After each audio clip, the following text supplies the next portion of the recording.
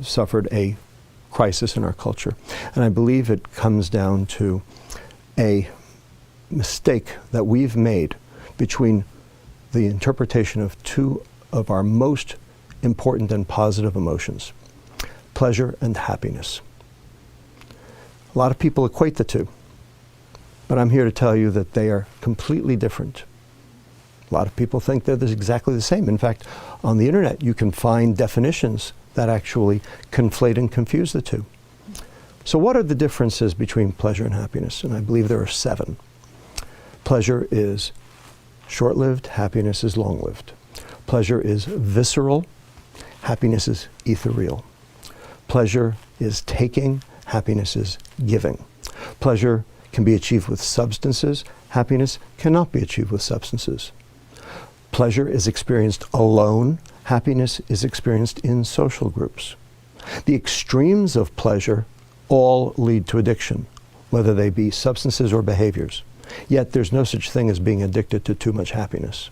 And finally, number 7, most important, pleasure is dopamine and happiness is serotonin. Now, these are 2 biochemicals. These are 2 neurotransmitters. These are 2 chemicals that the brain makes and uses to communicate between one neuron brain cell and another.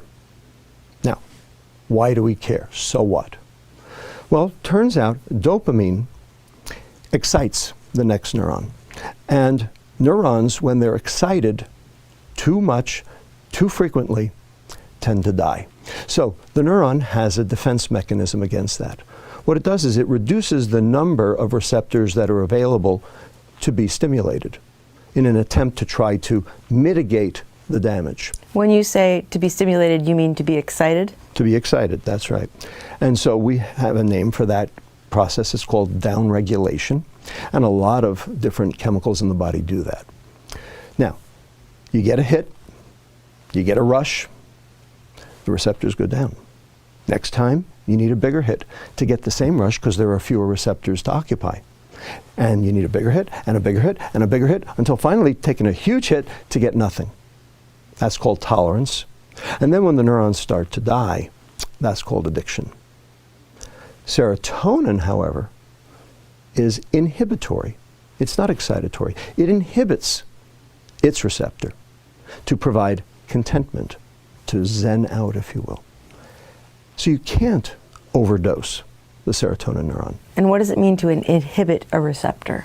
What it means is it binds, but it doesn't activate the process beyond the receptor. So what it does is it basically slows down those neurons instead of causing them to fire up.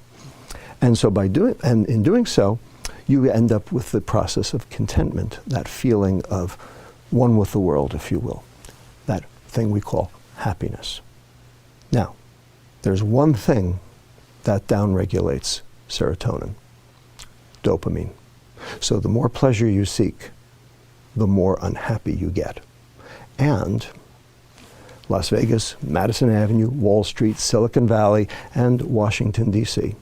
have very specifically and in a coordinated fashion confused and conflated the term happiness with the term pleasure, so that you can buy happiness, so that they can sell you their junk. It's called the American economy, and it's based on hedonic substances that drive pleasure rather than happiness. And in the process, we have become most decidedly unhappy. And the problem is, you can't fix a problem unless you identify what the problem is.